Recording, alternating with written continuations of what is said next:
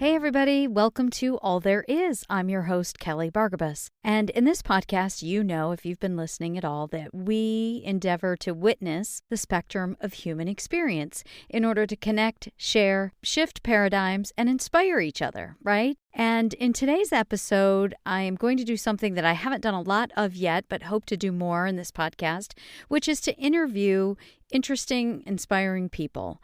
And there will be no celebrities here. We're going to keep it real. And it's going to feature real people with real stories and real life. And I know that if we commit to doing that, it will resonate with you. You'll connect to it, right? Because that's where we're all at. We are real people with real stories living a very real life. So in today's episode, I am going to keep it real with a friend of mine that I've known for a few years here in San Diego. His name is Stu Slomberg. I met him through work at Roadrunner Sports when we both worked there. He still does. And he's got a really interesting thing happening right now. He's got a really interesting thing going on Instagram. And so I want you to listen to the interview, of course, and hear his story. It's really inspiring about how he completely changed his life. In his late 50s, he self-explained, hit rock bottom, and completely changed his life. So I want you to listen and hear what he did, and it will inspire you. And then check him out on Instagram. His handle is Stu_Slomberg, Slomberg, and his hashtag is Let's Get Streakin. Okay, so thanks for tuning in. Take a listen. And please give us some grace with the audio quality. We do this interview over Zoom and then try to make it sound good for the podcast. So it's a little challenging, but thanks for your patience with us as we figure this stuff out. Ladies and gentlemen, I have a very esteemed guest with me today, Stu Slomberg, who I know works at Roadrunner Sports, and I'll let him introduce himself. He has this really cool thing happening on Instagram that he calls Let's Get Streaking. So I want him to tell us about that today. And Stu, what I want to hear is, I want to hear all about your Let's Get Streaking movement, your story, what it's done for you. And then for our listeners, I want you to tell us, what is it? Why do we need it in our lives? And how do you do it? So I'll shut up now and let you do some talking. Thanks, Kelly. And thanks for having me. And my name's Stu Slomberg. I do work at Roadrunner Sports. I'm the senior director of stores, been with Roadrunner for the last 9 years. Originally from Cleveland, Ohio, a Midwest guy and loving life in San Diego. Let's get streaking. Well, what it means to me and how I got it started. I really have to go back to 2015. And for your listeners, Kelly, to really understand, my entire adult life, I was overweight. I ate whatever I wanted. I was a fast food junkie. It's a little embarrassing, actually, to talk about my eating habits. But I mean, I would go to Kentucky Fried Chicken, get a bucket of chicken, eat half for dinner, and the next half for lunch. Love Taco Bell. McDonald's French fries are the best, by the way. I agree. And they have the best Diet Coke. Love burgers. I love pizza. All that stuff that's not good for you. But I never really paid much attention to it. And over the years, in my adult life, I was always good about getting a yearly physical. And for years, I'd get my physical and they tell me, yeah, your cholesterol is getting a little high. Yeah, your blood pressure is getting a little high. Oh, by the way, you need to lose 20 pounds. And then it became, you need to lose 30 pounds. And then it became, dude, you're fat. You need to lose like 50 pounds. So back in 2015 is when it really hit me hard with some personal things that were going on in my life. Going through a divorce of a 16-year marriage. My father was dying. And I was on a flight back I was going back and forth from San Diego to Cleveland at that time. And I was coming back from Cleveland and I actually just flat out collapsed on a Southwest flight in Chicago Midway while I was on a layover. And I didn't have a heart attack. What I collapsed from was just flat out stress, anxiety, depression. I didn't see light at the end of the tunnel at that time. And growing up, it was ingrained in my brain that, men, you cannot allow yourself to be vulnerable. Right. Men don't cry. Men don't share their feelings. You just, pull up your britches and deal with it. You don't go and get mental help. You don't go to a shrink.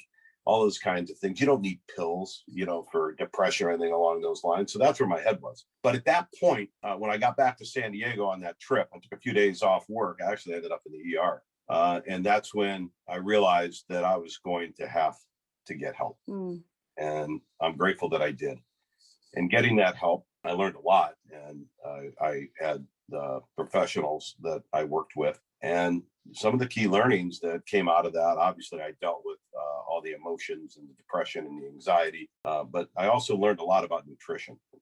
Although I didn't put it into play right away, it was still stored in the brain. So I'd get a yearly physical, and every year it got a little bit worse. My weight would fluctuate between like 226 pounds to 242 pounds. My doctor would always tell me each year that you need to eat better, eat healthier, and you need to lose some weight. You need to exercise. And I'd walk out of that physical thinking to myself, yeah, I'm gonna do it. I'm gonna do it this time. Of course, I didn't. My cholesterol continued to go up, and my doctor would continue to increase my medication around cholesterol.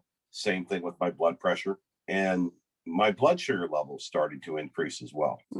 And I went from pre-diabetic to, back in February of 2019, got the diagnosis that was the game changer, was type 2 diabetes. Okay. And pricking myself, or the thought of having to do anything around needles, I don't like needles. I mean, I can't even stab myself with my own EpiPen. So what does that tell you? So the next day that I got that diagnosis, I got the email from the doctor, and he was kind of sarcastic in his email approach with me. It's like, hey, congratulations, your blood sugar levels, A1C, is the highest it's ever been, and you're type 2 diabetic, and we're going to start you with metformin. So now I'm thinking, on a flight from San Diego to Des Moines to go see my son, I started looking at all my vitals over the years off of the app from Shark, the hospital. And I'm taking medication at that point for blood pressure. I'm taking medication for anxiety. I'm taking medication for depression. I'm taking medication for blood pressure. And now here's another pill I'm going to take. Like, what the hell am I doing? So I said to myself, enough's enough. I opened up my laptop, and the first thing I did was made a commitment to myself that I'm going to exercise every day. This was not a New Year's resolution, by the way. Whatever I told myself, enough is enough. Whatever I write down, I am going to commit to do every single day. And I started it with, I'm going to commit to 30 minutes of exercise every day. And I'll do some free weights, some like chest presses, some, arm, whatever you call it, arm curls. And then I dove into writing a nutrition plan. And I started that with, and mind you, between the layover, I got 6 hours on my hands, right? So I'm feeling pretty good that I can brain dump and get this out of my head onto paper. I did the first bucket around nutrition of all the foods that I like, that I know that are terrible for me. Then the second bucket was going to be all the foods that I like, that I know are good for me. So I'm thinking, when I'm going to like have this huge bucket of all these crappy foods, right? And this little itty bitty bucket of foods that I know that are good for me, that I like. It was the extreme opposite. Oh, wow. Which gave me hope.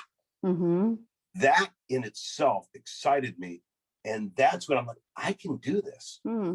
So that was February, I believe, 21st, 2019. I landed in Des Moines, Iowa. My son picked me up, took me to the hotel. I checked in, and he immediately took me to the gym. And little did I know, that day on that flight, Let's Get Streakin' was born. Oh, wow. Okay. Within about a month, I increased my exercise activity to an hour a day. And within about another 2 months, I increased my activity levels to at least 2 hours a day. I put the nutrition plan into play and executed it. I thought that, hey, I'll see how this goes. I'm just going to take it one day at a time. I was so proud of myself when I hit the 30-day mark. I've done this 30 days in a row. And then it went to 60. And then I'm like, okay, I can do it. I hope to get to 100. I got to 100. And then I was thinking, boy, if I could get to 6 months, how cool would that be? And I had a checkup with my doctor in May of 2019. I dropped the first 20 pounds. My vitals were starting to look better.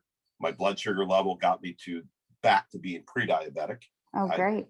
I took metformin for 2 days, and it made me feel crazy, by the way. So I wasn't taking the metformin at that time. He also cut my meds back in half within about 9 months when I started the streak.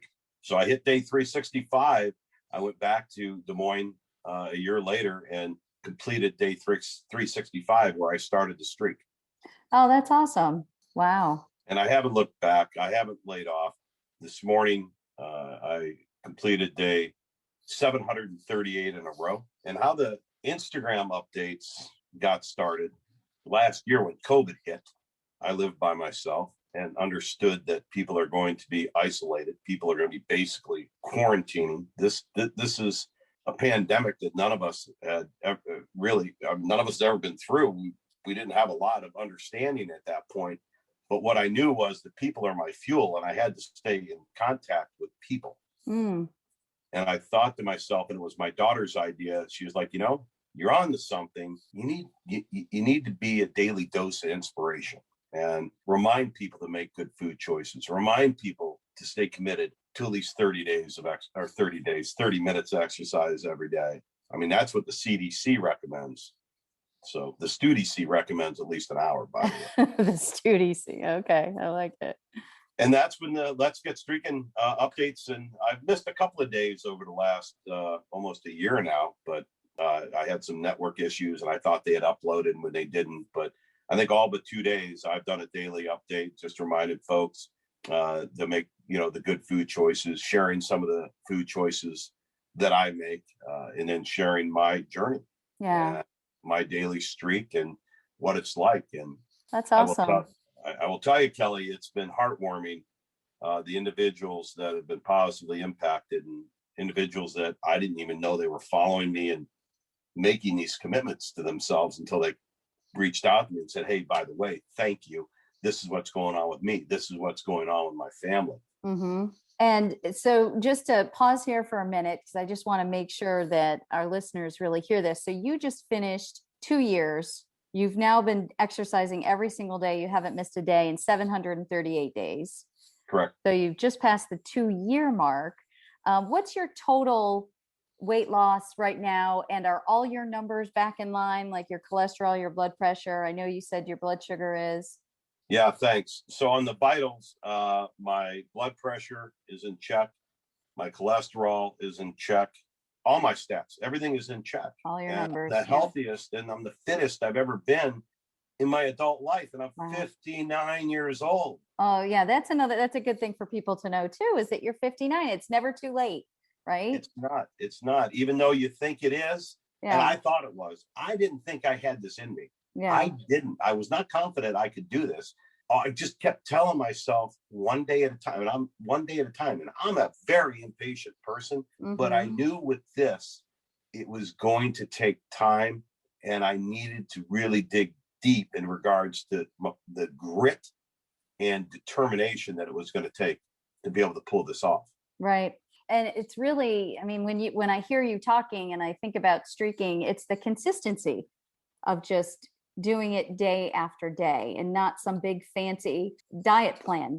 There's nothing that's too outrageous here. And I think that's probably what gives people hope too, is that you don't need to spend a lot of money. I love that story you said in the beginning where you made a list of all the foods that you like and don't like, your foods that you are healthy that you like, and you were astounded at how long that list really was. Yeah. And and I think a lot of us are like that. My husband and I, we love food. We love to eat food. We love some food that's not so good for us. But I say to myself all the time, I love healthy food. I think we just get stuck in these habits of going for what's easy, and the bad stuff can taste good, but so does the healthy. So what does your 2 hours of exercise look like? What are you doing? Well, I'm not a runner. I do run the occasional 5K, but I just walk a lot. I feel some days like, I'm Forrest Gump. I get up every morning, which was a change in my lifestyle where I changed my approach. I get up around 5:30 every morning. I have a cup of coffee or two, and then I go out and I get in an hour and a half walk, and then I come in and I do the free weights, which the free weights is 2 5-pound barbells that I do the chest presses, and I do like 100 reps, and then I'll do 3 15 reps, or with the 20-pound barbells of the arm curls, and I'll do 3 reps of 15 because I knew I'd have to tone when you're dropping from. I went from 242, got down to like 226, and then I got down to 222. That was all just, by the way, high protein, no carb, basically not sustainable.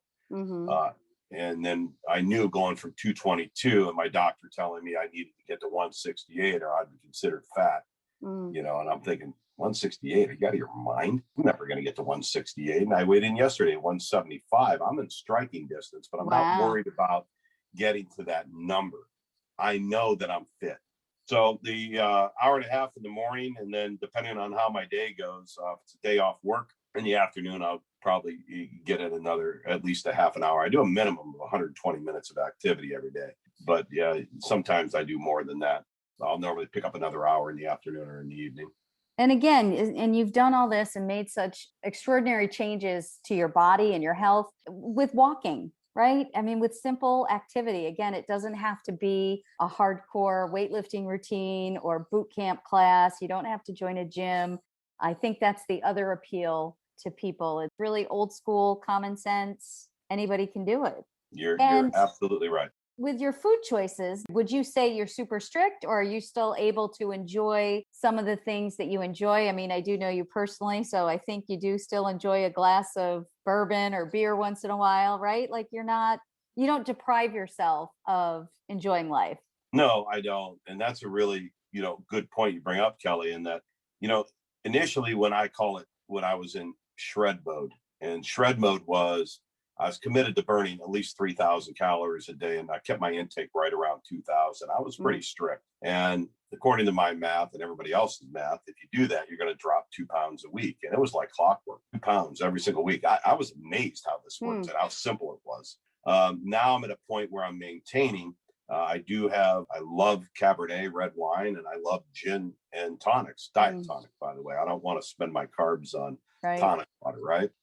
And I have the occasional cheat day where I have my burgers and my pizza. It's really, really important that those foods that you love, that you know are not good for you, you cannot cut them completely out of your life.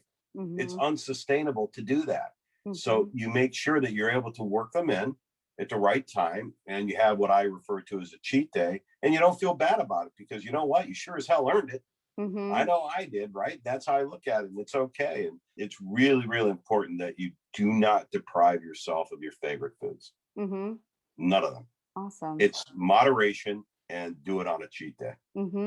And yeah, and I watch your Instagram posts, which again, like I loved your daughter's description of it, your daily dose of inspiration. And it's really just a reminder, a little boost, a little kick to say, just get your activity in and make good food choices. It doesn't have to be more complicated than that. Right. And during COVID, all the gyms were shut down, and people were like, oh, what am I going to do now? And I can't get to my weights, and I can't do this. And what about my personal trainer? And look, for people that have a nutritionist and people that have personal trainers and people that are working out at the gyms, I don't judge that. You do you. It's what's best for you. But I will tell you, you don't need to have a gym membership. You do not need a personal trainer. You do not need a nutritionist. Do the research yourself. You can do this. And it is not that hard to do. You need a good pair of running shoes. Roadrunner Sports, by the way. So right, absolutely. It's your Roadrunner Go club, see a fit expert. Yeah. Right. You got to have the right shoes. So there are certain things that you need. I'm a weather wimp, so I have lots of jackets, because 40 degrees is like my new minus 20 below, when I lived in Minnesota. Yeah. So it's really, though, you got to make it fun. And I love, and that's why I increased from a half an hour to an hour to 2 hours, is it's my time. I listen to podcasts. I get my streak on, listen to my favorite tunes. It's fantastic. Spotify is fantastic. I can, if I'm in the mood for 70s music, I do my 70s. So I want today's top hits and hip hop. I listen to the hip hop because I seem to get better time when I have the hip hop music going on. My mileage is much quicker. Oh, that's funny. With this whole journey, what has surprised you the most? My ability to commit and just be relentless with it. And, I look at pictures of myself, and again, it's not necessarily about a number with the weight loss. I'm amazed at what I look like. I'm just amazed. I never thought I could do this, to go from double X clothes to XL, then to large, then to medium. And I'll tell you a funny story. I went in to buy some pants because I need some long pants to work out with. It's really cold in the mornings here, like 40 degrees, right? And I saw a pair of Roadrunner, a pair of pants that were Corsa, and I bought them, and I wear smalls in the Corsa. So I picked them up, brought them home, put them on, and they're really tight. I'm like, what? So anyway, I took them back. They were actually the women's. Oh, wow. So, but I just exchanged them and got the medium. So I'm wearing women's medium corsas because I love the product that much. But it just amazes me that to make this type of a life change, a complete transformation of my body and my well-being in your mid 50s, and to be able to do that is, to me, remarkable. And it was so much easier than I thought. It's the commitment. It's what you mentioned is this is, one day at a time, and understanding the consistency part of it. Mm-hmm. It's just like investing. And really, this is really a life story. When you talk about, if you want to achieve goals in life, it's the consistency. If you're going to invest, it's those consistent investments and dollar cost averaging and all that kind of stuff. Right? Exactly. Yeah. And so now that you've done this, and you said the biggest surprise was that you were able to do this and make the commitment and actually see it through. Has this spilled over into other areas of your life where it's given you more confidence or made you think like, well, geez, if I can do this, are there any other dreams or things that you're thinking about pursuing that this has given you the inspiration for? This is big in that it completely altered my entire journey in a good way. Mm-hmm. My confidence level is the highest it's ever been in my life. My energy level is the highest it's ever been in my entire life. And again, not to keep bringing up my age, but who the hell would have thought that at age 59, I could confidently say that. Mm-hmm. I'm now inspiring others. And that is just, that really, it's just so heartwarming. I got a phone call Friday night, and I just moved, and my son and his my soon-to-be daughter-in-law are coming out here in April, and I'm in the second bedroom putting the bed together, and I get a phone call out of the blue from a guy named David Young. He's a customer at Roadrunner for a lot of years, and I've never met him, by the way, but I've talked to him over the phone. I helped him the tail end of 2020 building a nutrition plan, and he knows about my journey and my success that I've had, and he just called to tell me that he went from 220 some odd pounds down to 187. His son was over 300 pounds. His son has dropped over 90. I mean, I was tearing up just listening to him. Yeah. His confidence level is through the roof. His energy level is through the roof. And it not only impacted him, but his son as well. This is amazing. And type 2 diabetes and obesity is an epidemic in this country. Right. And we all can make a change within ourselves and then help others along the way. Yeah, that's awesome. Okay. So if I'm somebody and I'm listening and I've been struggling, with health issues or weight, how would I get started? What does streaking look like? How do I do it? Well, first it takes a strategy as to, let's start with the exercise. Commit to at least 30 minutes of exercise each day. And what is that going to look like? Well, it depends. Do you have an exercise bike? Do you have an elliptical? Do you like to get to walks outside? Do you live on the East Coast where they have snowstorms? You got to figure this one out. And do you travel a lot? Which, by the way, I made those excuses for years. Mm-hmm. I travel a lot. I can't, do this, can't do that. So get rid of the word, the T in can't, and just switch it to can. How can I get in 30 minutes of exercise every day? And you plan that out. I strongly recommend you go through the exercise of the foods that are good for you list, and the foods that are bad for you, and start to build your nutrition plan for breakfast, lunch, and dinner, and your snacks, and you plan it out. You can do some meal prepping and do your meal planning. And, anybody reaches out to me, I'm more than happy to help you. If you have somebody that who is up to speed on the nutrition and the calories and that sort of thing, and the carbs, the fats, proteins, you can also research it. Mm-hmm. There's so much online. All that information is available. Yeah, there is. And then, I will tell you that burning 3,000 calories a day is not easy. I attacked it pretty hard, but burning 2,500 a day is not that hard. And if you're able to limit your calories below that 2,000, you're going to drop a pound a week. And don't be in a big hurry. Enjoy the journey. And mm-hmm. I am thoroughly enjoying this journey. I love it. And I'm excited about it. And it's fun. But you need to take the first step, and you need to start. And by the way, if you get 3-4 days in and you miss a day, start over. It's okay. Mm-hmm. Don't beat mm-hmm. yourself up. Be kind to yourself. Right. I love it. I love it. So what's next? I've heard rumors. Maybe I heard you mention it on Instagram that you might write a book about this someday. Is that in your future? Yeah, the book is in process right now. I'm about 120 pages in. Oh, wow. I'm waiting for a number of streakers to hit their day 365 because I'd like to have testimonials from others and understand that I'm not a nutritionist. I'm not a personal trainer. I'm none of that stuff. They put together their own journey and their own nutrition plans and their own exercise plans, and they put it into play and they're executed it. And really, I think it's important to get those testimonials out there. So I would say the book, I'm enjoying the journey with the book, so I'm not ready to put a date on it. It's funny. I thought that, it'd be ready probably summer of 2020. I could blame it on COVID, Kelly. That's right. COVID slowed it down. I'm not in a hurry to put the book out, but probably 2022 sometime. I'd love to get to the point where I can get some speaking engagements. And this is not about making money, by the way. This is all about making impact. So, and being able to give back, if you will, and pay it forward, because there's so many people that I have to thank that put me in a position to be able to do this. And it started with the mental piece and making sure I had my noggin straight, And that's a good point. You said something at the very beginning of our conversation, and we skimmed right over it, but you were going through some pretty tough stuff with a divorce after 16 years.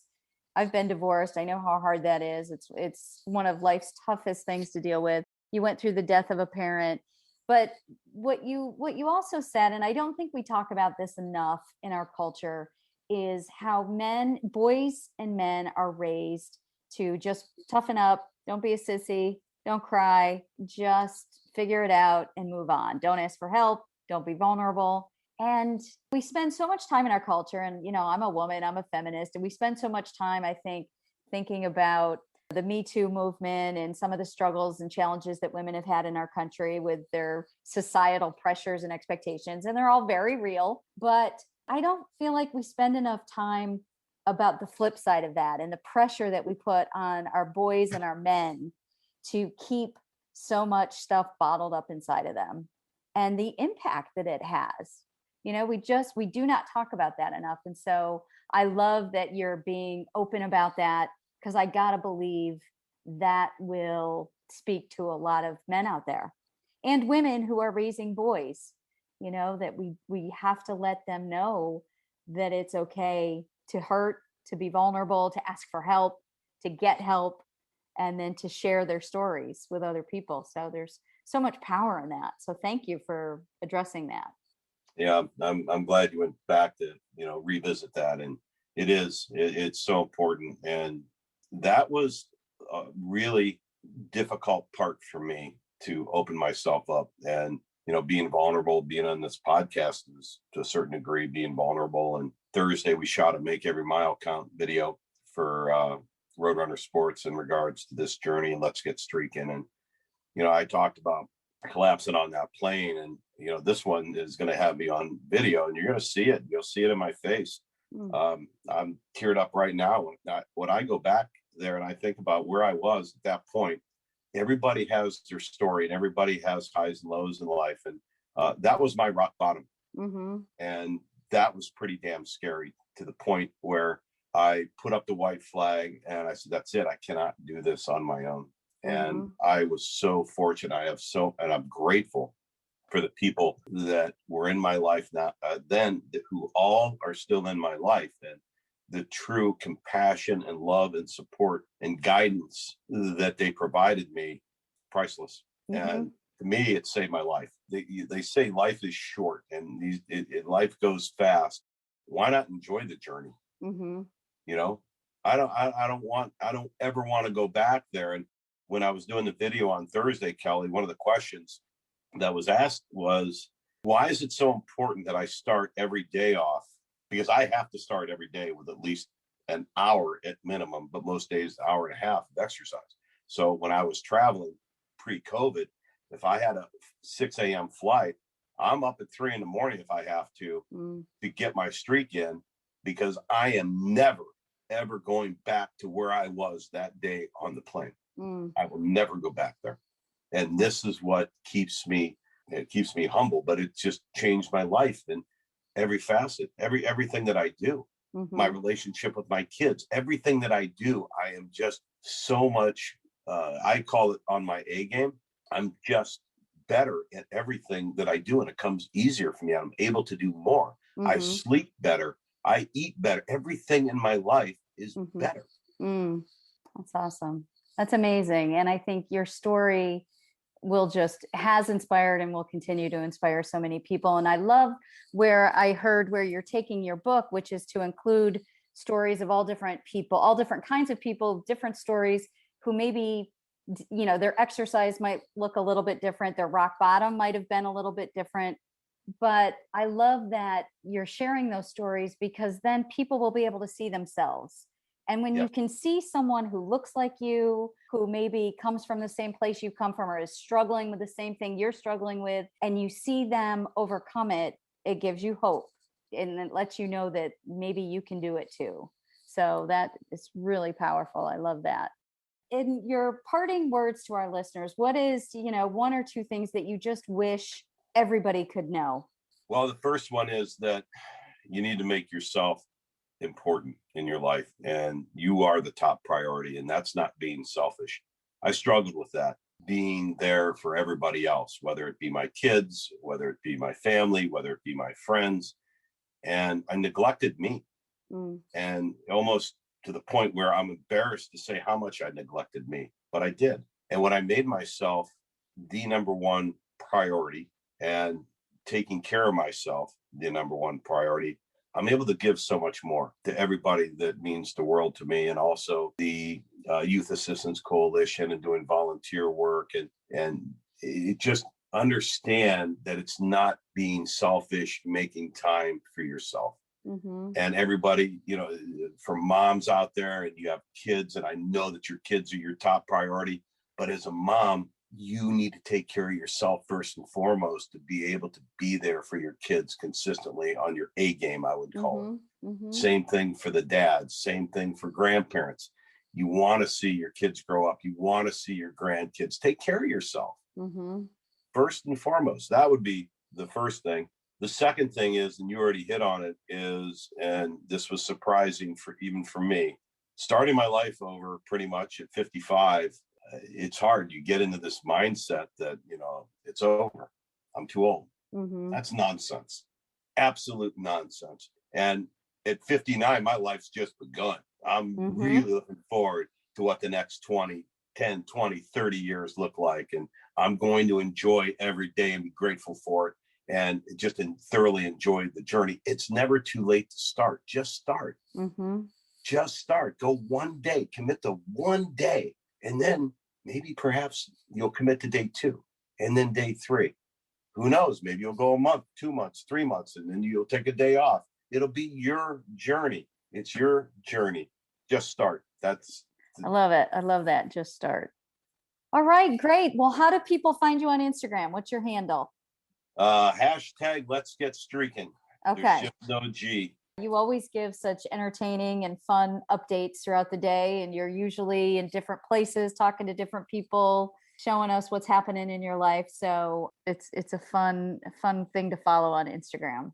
Well, thanks for the plug, Kelly. And it really has been a pleasure getting to visit with you. And you've seen it. I mean, you've seen the transformation. I have seen it. You are a different person than the one that I met. And I would say, a lot of how you describe yourself is what I saw. I mean, obviously, you're still the same great guy.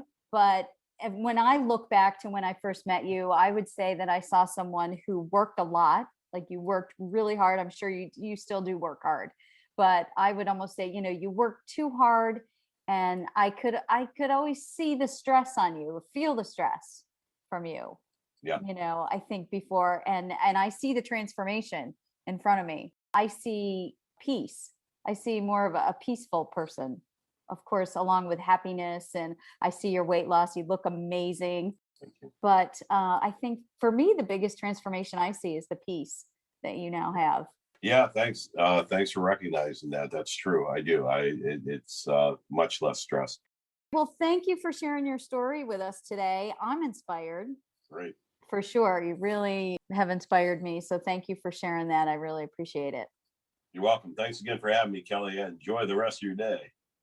Thanks for tuning in today. I know that, like me, I'm sure you were inspired by that story. I'm going to start my own streak tomorrow. I've got to sit down and do the work. I'm not quite sure what it's going to look like yet, but I'm going to sit down and figure out what I can commit to for exercise and what I can commit to in my eating habits. And then I'm going to try to just consistently apply it day after day and get a streak going. You can go to kellybargabas.com/podcast to listen to other episodes of All There Is or to connect with me. And if you got something useful out of this today, please share it with your friends. And don't forget to check out Stu on Instagram, Stu_Slomberg, and his hashtag Let's Get Streakin'. Thanks, everybody. Take care.